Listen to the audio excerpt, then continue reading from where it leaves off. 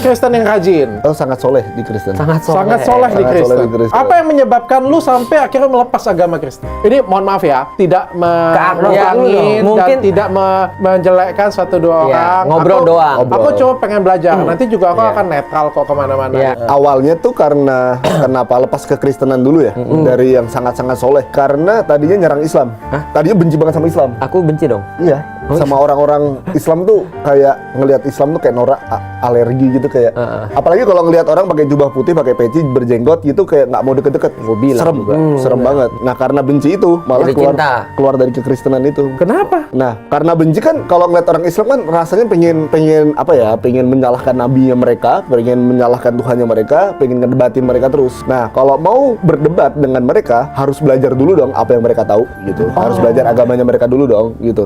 Nah karena belajar agamanya mereka untuk tadinya nyerang mereka, semakin belajar kayak jadi cinta gitu. Kenapa gini? Ternyata ajarannya kenapa gini gitu. Nah, semakin belajar, akhirnya bukan ragu dengan kekristenan saat pertama kali belajar. Saat pertama kali belajar kayak mulai yakin sama Islam. Akhirnya takut tutup buku. Nggak mau belajar Islam lagi. Takut kalau Islam ternyata benar. Oh, gitu. Nah, terus akhirnya mikir daripada belajar Islam, kenapa nggak belajar Kristen aja? Kan lebih kenapa harus belajar agama orang lain? Oke, sekarang kita dalami agama kita sendiri. Akhirnya mulai buka Injil, mulai buka Taurat, mulai belajar sejarah, mulailah belajar tentang kekristenan saat itu. Saat mulai belajar kekristenan, semakin yakin kalau Islam benar saat itu.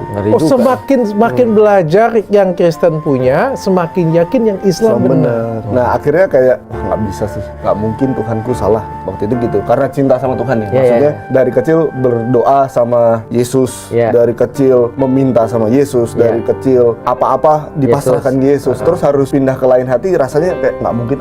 Jangan sampai Tuhanku salah. Nggak mau lah Tuhanku salah, Tuhanku harus benar. Karena itu akhirnya jatuhlah ke agnostik. Kayak oke lah, daripada bingung Kristen ini salah, Islam belum tentu benar, udahlah nggak usah ada agama, tapi ada super power, higher power di atas sana ada. Oke.